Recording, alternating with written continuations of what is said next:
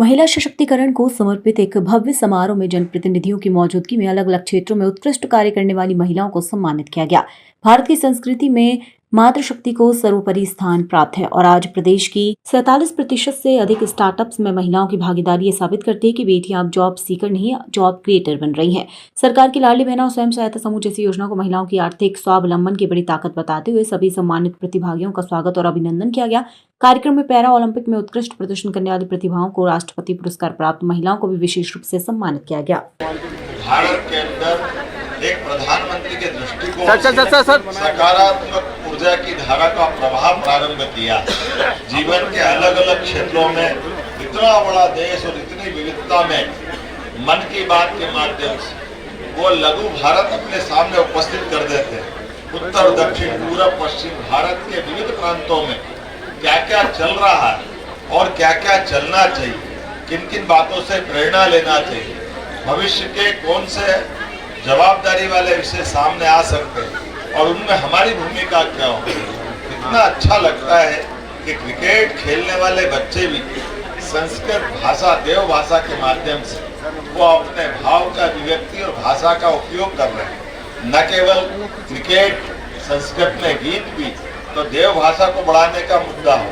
Coffee के उत्पादन से लेकर कॉफी के टेस्ट तक हमारे क्षेत्र के प्रत्येक विषय को लेकर माननीय मोदी जी हर बार मन की बात में वो सारे प्रेरक प्रसंगों को सामने रखते हुए वंदे मातरम की बात करके उनने हमको प्रेरित किया, जिसके बलबूते पर एक शब्द ने देश की आजादी की ललक 150 साल पहले बंकिम चंद्र चट्टोपाध्याय जी के माध्यम से, और ये तो हम सबको भी पहली बार जानकारी आई है।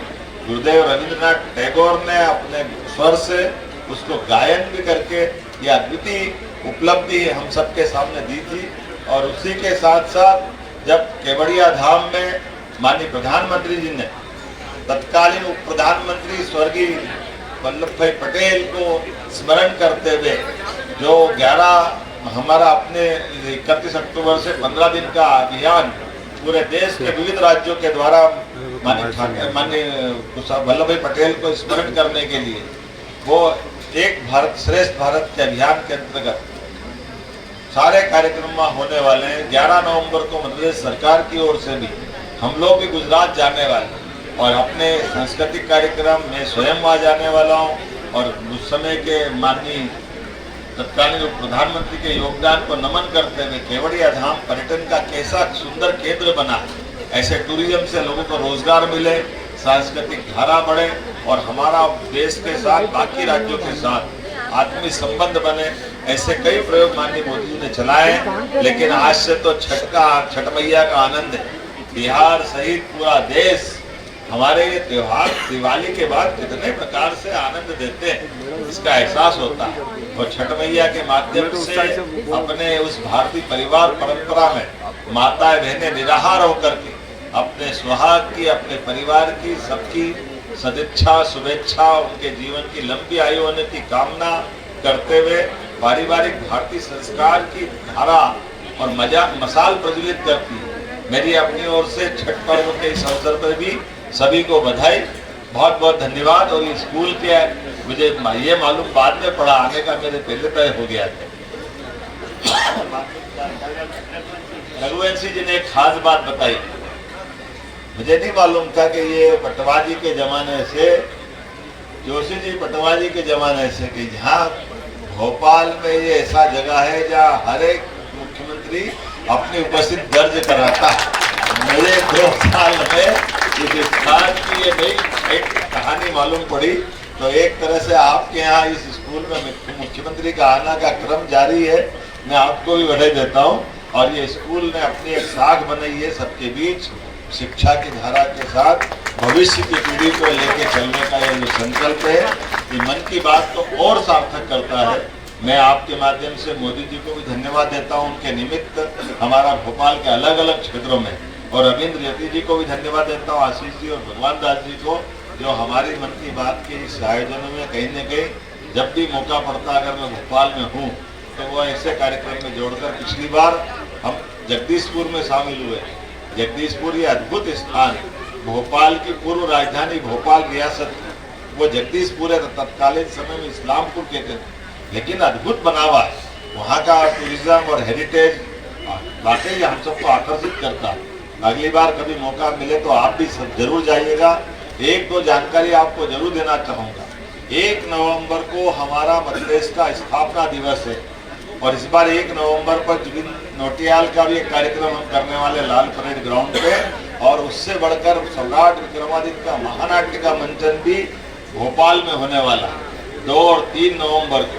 वाकई वो अद्भुत 2000 साल पुराना सम्राट विक्रमादित्य का काल, जब अपने देश के अंदर भारत में यहाँ से लगा करके अफगानिस्तान के आगे हिंदू पुस्तक पूरा भारत शकों के आगोश में विदेशी आक्रांताओं ने हमारे देश को गुलाम बना लिया, लेकिन अपने मध्य प्रदेश से विक्रमादित्य ने आज़ादी की ललक और आज़ादी की लड़ाई प्रारंभ की।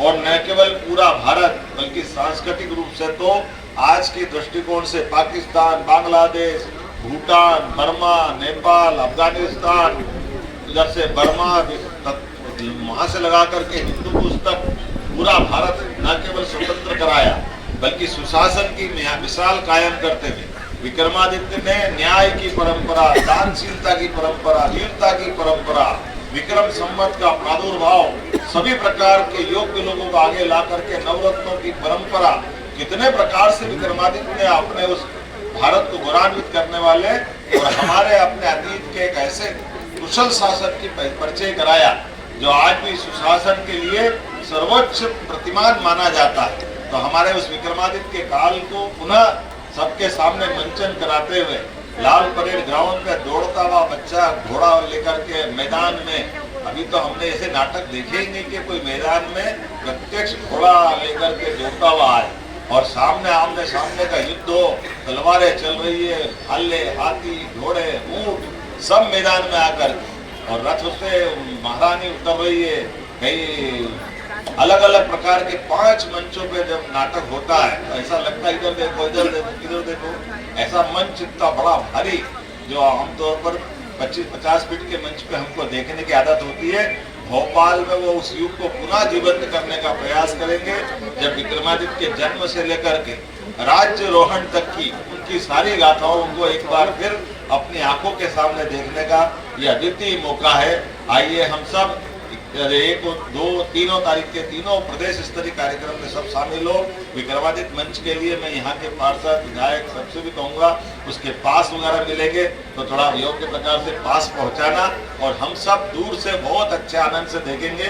पास नाम है लेकिन आनंद सबको लेना है, हम सब मिल करके उस आनंद में शामिल होंगे। निमंत्रण देते हुए मेरी बात समाप्त करता हूँ। बहुत बहुत धन्यवाद। भारत माता की